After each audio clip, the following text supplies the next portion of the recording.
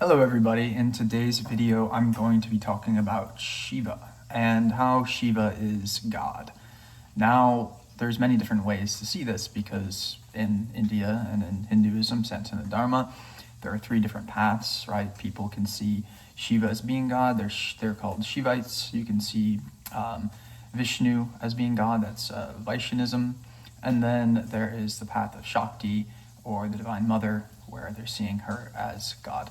Now, all three of these are completely valid, and I'm going to explain to you why. So, Vishnu, well, we'll start at Shiva. Shiva being the emptiness, where 97% of this universe is that empty space, that which is not. When we look at atoms as well, we can see that we have a small little atom, and then all the electrons, and then there's a lot of empty space that is there. And that empty space is Shiva. And now the energy in motion, that is the Shakti. So the revolution and all of the orbit that is there in these atoms, as well as this extends to space. When I talk about atoms, that same as above, so below, so that same model applies to space. So you have the emptiness between planets, and then you have the planets themselves. Those planets or those atoms, that would be the Vishnu, the material world that is being dreamt of. And again, that motion, that energy, that is the Shakti. So people will worship either the energy, what is in motion, they'll worship Vishnu, what is being dreamed up of here, or they'll worship Shiva, that is which is not. Another way of seeing Shiva, like I said, he is this empty space. Another example of Shiva is the state of consciousness that is null, that there's zero input coming in. There's all the five senses, zero input is going through. The only thing that remains is pure consciousness. So this is a state where there's zero input.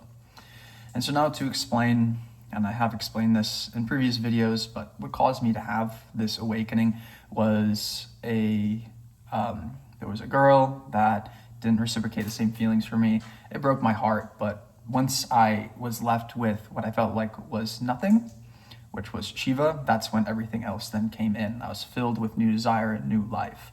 And so that's the thing, is there's nothing to be afraid of when it comes to Shiva. Shiva is this empty space, this moment of pure nothingness, which sounds maybe like that's a bit terrifying to people, but from absolute nothing comes the potentiality for absolutely anything to be manifested.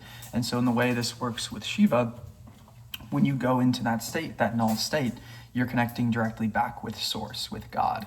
Okay, so this is going to give you a huge influx, a charge of energy once you're in this state. That's why when we sleep, we're always going back to that Shiva state every time that we are asleep. We're going to that state. Some of us, though, will, when we reach this state, we're not conscious during it. That's the only difference. So people aren't experiencing that Shiva state just because they're not conscious, but they are indeed experiencing it. So then we wake up filled with a bunch more energy, filled with a whole new day's worth of visions and things that can be done. And so that's the thing, from this state of pure emptiness, everything is possible.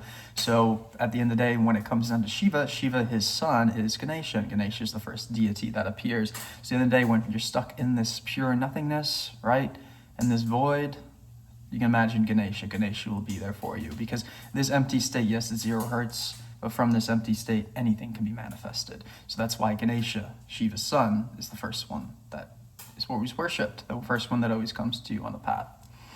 But yeah, that's basically all for today's video. I will actually explain on the topic of Shiva what the point of Bhairava is. So Shiva is that point of that nothingness, and Bhairava comes down, right, because there's still more. There's still more Dharma, still more ego to be expressed.